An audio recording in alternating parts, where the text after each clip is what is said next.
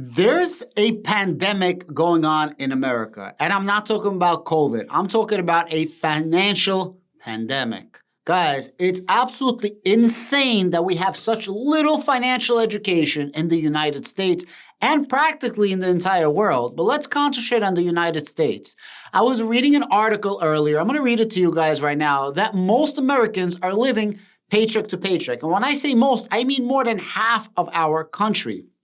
I was reading another article where they said, by the time you're 50 years old, if you want to retire by 67 years old, that you should have six times your annual salary saved up. So if you're making $50,000, you should already have $300,000 saved up. Now, how many of you people actually have $300,000 saved up at 30 years old? And how many people listening right now, and this is not a knock at anybody, actually has $300,000 in assets? Forget about actual savings. $300,000 in assets. That means your house has $300,000 clear after broker's fee in equity after taxes. How many people? Very few people have that in any type of assets that you have. So the question is, what the F is going on with the United States? If people are living paycheck to paycheck over half the country, and this is not only poor people, these are people that are making $250,000 as well. And you should have a certain amount of money just so you can retire by 67 years old, guys. By 67. At 67, your bodily functions are barely working. No disrespect to anybody. 67, you don't have much to enjoy your life. I don't mean that you're not going to be living for a long time. I mean, you want to retire a little earlier, in your 50s, in 60 years old, so that you can enjoy your life and do some action-packed, thrilled adventures, right? And again, I'm not disrespecting anybody. I'm not knocking anybody. But even to retire at 67, you still need six times your annual salary. So the question is, if people are living paycheck to paycheck, nobody is saving up because they don't have money to save up. What the hell is the answer? And as inflation is getting worse, how are you going to get out of the rat race? How are you going to get out of this? Guys, I'm going to read you the articles really fast, and I'm going to give you some thoughts. Stick around. And if you're feeling this type of content, please give me a subscribe. And if you give me a subscribe, think about giving me a comment down below, and I will make sure to give you a response to your comment in return. If you have a question, I'll make sure to answer your question as a thank you for the subscription. This is written by CNBC. This article just came out June 27th. It says 58% of Americans are living paycheck to paycheck after inflation spike. This includes 30% of those earning $250,000 or more. Who the hell taught you about finance if you're making $250,000 a year? And not able to save up your money? You're still living paycheck to paycheck. Again, not a knock on anybody, but something has to change because we're literally financially enslaved as a people in America. It is freaking insane. With inflation still near 40-year highs, more than half of all Americans are living paycheck to paycheck. Consumers who are struggling to afford their day-to-day lifestyles tend to rely more on credit cards and carry higher monthly balances, making them financially vulnerable. And if you have credit cards, you're paying these crazy percentages, 20-25% interest on your credit card bills. Stick with me and I'm going to give you an idea how to get out of that. As of May, 58%, roughly 150 million adults live paycheck to paycheck. That's down slightly from 61% who reported living paycheck to paycheck in April, but it's up 54% since last year in May. 30% living paycheck to paycheck if you're making $250,000 or more, and 36% of people earning $100,000 or more. And I quote, consumers have experienced a tough last couple of years as different factors have affected their financial lifestyle, and there seems to be little relief in sight, says Anu Nair, Lending Club's financial health officer. This was very interesting. Credit card balances contributed to financial vulnerability. Those struggling to afford their day-to-day lifestyles tend to rely more on credit cards. Overall credit card balances rose year over year, reaching $841 billion in the first 3 months of 2022. Let's take everything away. Forget everything else. The first 3 months of 2022. Now let's do some quick math. We currently owe $841 billion as of the first 3 months, right? $841 billion. How many people do we have in the United States? Approximately 350 million. Let's say 400 million. Divide that by 400 million.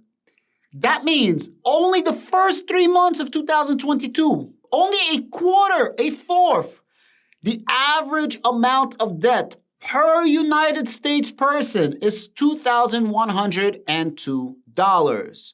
Now, how many kids are in the United States? If you take this number and reduce the kids, the number has to be a minimum of $3,000 per person.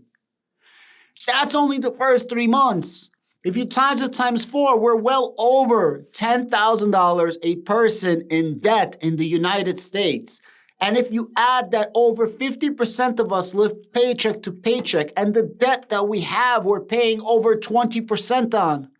What the F is going on with the United States? And how the F are we going to get out of this situation? I'm not fear-mongering. I'm not clickbaiting people. I'm giving you the hardcore freaking facts that I promise you nobody's talking about. So how do you get out of this? I'm going to give you guys some hints. Guys, this is from Fidelity. Fidelity is the #1 401k fund in the country. They're the ones that take your money, invest it for you, and then they give you returns so that you can retire. When you retire, you have several vehicles of retirement. You have whatever money you have your pension, and then you have your Social Security. Those are pretty much the 3 main ways that people retire. How much do I need to retire? Fidelity's guidelines. Save 10x your income by age 67.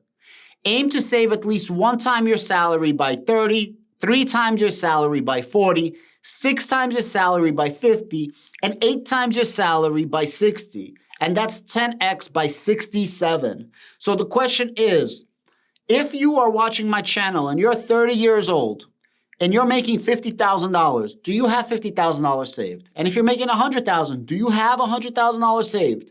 And if you are 40 years old and you're making the same $50,000, do you have $150,000 saved? And if you're making $100,000, do you have $300K saved up? Now, if you are 50 years old, who is saving up 6 times their salary? So if you're making 50, do you have 300? And if you're making 100, do you have $600,000?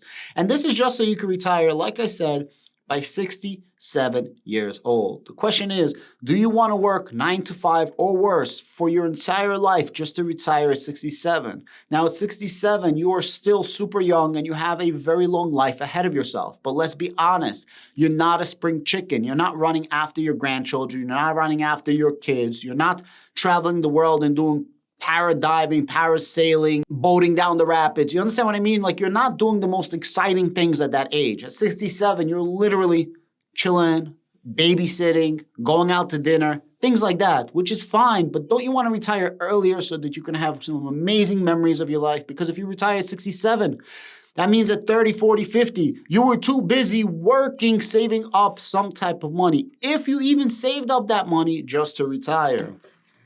The problem is there's no such thing as a financial education in this country. I try to talk to people all the time, and I'm not a financial advisor. This is purely entertainment and educational purposes only.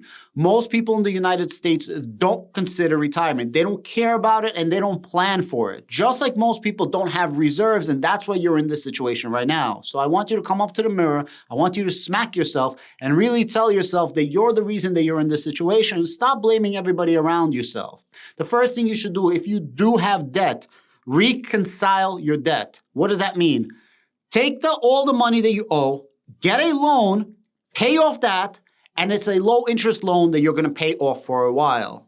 For example, I have a $100,000 loan. I paid 2.25% on that loan, interest only for 2 years, and after that, I have 5 years to pay off the interest plus principal. Now that's a fantastic deal, and I just have it just in case. Why? Because I don't want to be in the same exact situation as these people are talking about in this article. So the first thing you should do is figure out how to pay off all your debt and stop paying these crazy credit card fees. You can go to a bank. You can go to an actual credit card and say, hey, can you put all of this debt onto the credit card? And then I want to pay you guys off and pay them off. And third option, if you've been paying your credit card for years, some crazy interest rates, and this is going to work, I'm telling you. Call your credit card company and be like, hey, Visa, look, I've been paying you 5 years worth of interest. I paid off my loan and then some multiple times over. I can't pay this shit no more. Can you please help me out? A lot of these credit card companies will reduce the amount that you owe them if you've already paid back and then some how much you already owed for a while, because you're in a very terrible situation and they don't want you to default. That's the main thing.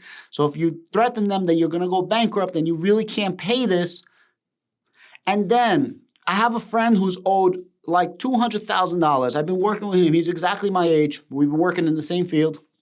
This entire time, I'm telling him, dude, consolidate your debt. Go to the credit card companies. File bankruptcy. Bankruptcy is on your record, I believe, for 7 years. If you really can't pay, start all over. They didn't do this. It's been literally 7 years, and they're in the same freaking predicament that they were 7 years ago when I was telling them to do this. That's the problem. No financial education. You should have 3 to 6 months reserves to be able to live with $0 coming into your pocket. If I didn't do that personally, I wouldn't be able to leave my business and start a YouTube channel at the worst possible freaking time. Besides for my real estate and my investments, this is the money that's coming into me right now.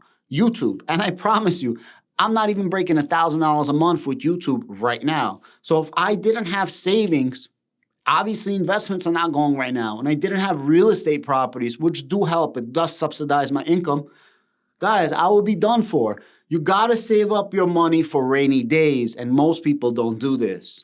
Finally, if you do have a job, you should take care of every possible retirement account, because this is tax benefits for you, and slowly but surely you will dig yourself out of the hole. The name of the game is to put away for savings for later in tax-preferred accounts, whether it's tax-preferred in the front, in the back, or the way through, and slowly but surely put away for your future and be able to write off legal deductions off your total salary. So you take care of yourself for the future and pay less taxes on less salary because you're putting that away for your future.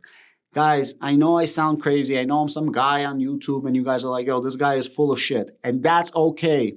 But I promise you, if you re-listen to everything that I just said, you're going to find a lot of value into what I said, because I've spoken to a lot of my friends in a non-financial advice type of way.